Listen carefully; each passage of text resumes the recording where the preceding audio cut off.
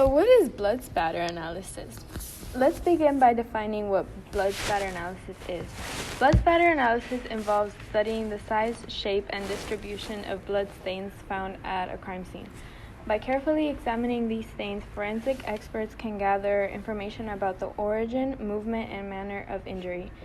Think of it as a kind of silent witness to the crime, revealing information that could otherwise remain hidden.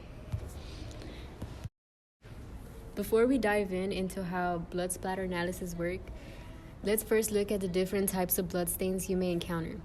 The first blood stain is passive stains. These include drops, pools, and flows. They happen when gravity pulls the blood down, usually due to a wound or body movement. The second stain is transfer stain. These are created when a bloody object comes into contact with a clean surface, leaving an imprint of the object. A classic example is a bloody handprint. The third stain is projected stains. These are the results of blood being forced from its source under pressure. Spatter stains, which we'll focus on, are created when blood is impacted by a force such as a beating or gunshot. Now let's talk about the science behind blood spatter patterns. Blood behaves like a liquid with surface tension, meaning it tries to minimize its surface area. When the blood is subjected to force, such as a swing of a weapon or a gunshot, it breaks apart into small droplets. There are important factors to consider when analyzing these patterns. The first is the angle of impact. The angle at which blood strikes the surface affects the shape of the stain.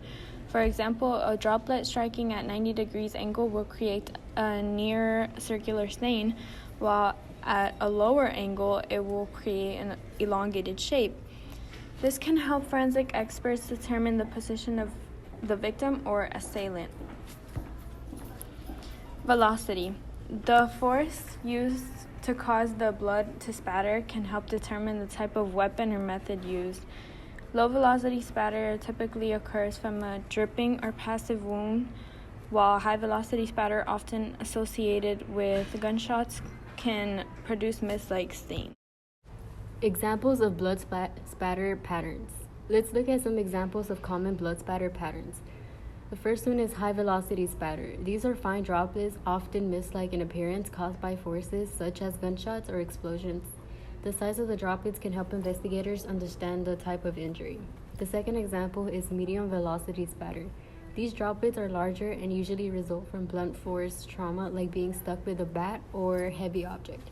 The third example is low velocity spatter. These tend to be larger and fewer in number, typically resulting from gravity. For example, a bloody person walking or dripping blood.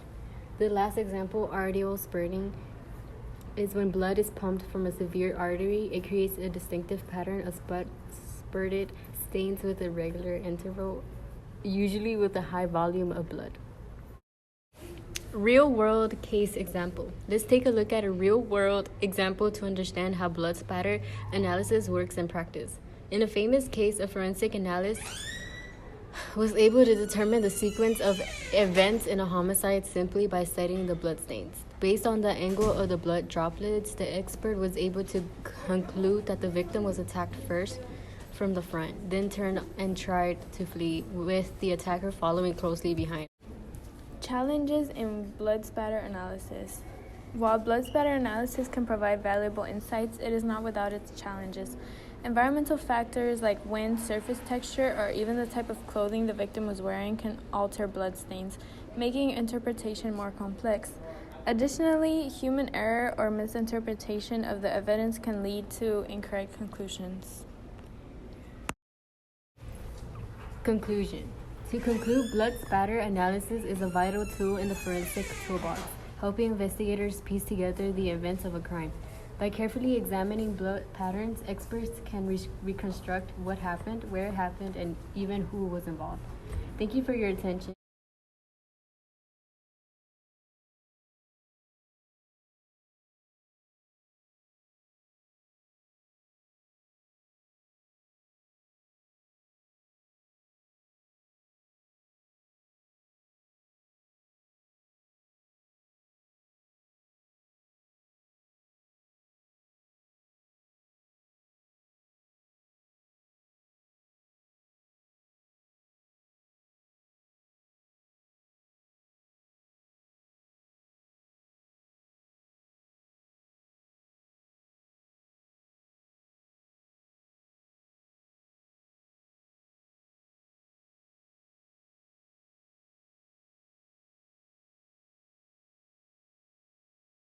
Diana was one of my closest friends. She's the one who gave me my job position on Target. I can't believe she was murdered. Who would do that?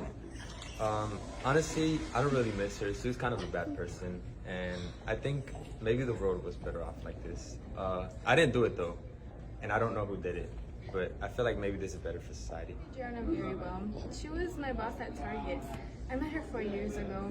I can say she was a very, I guess, inspiring and hardworking person. I could say she will be missed.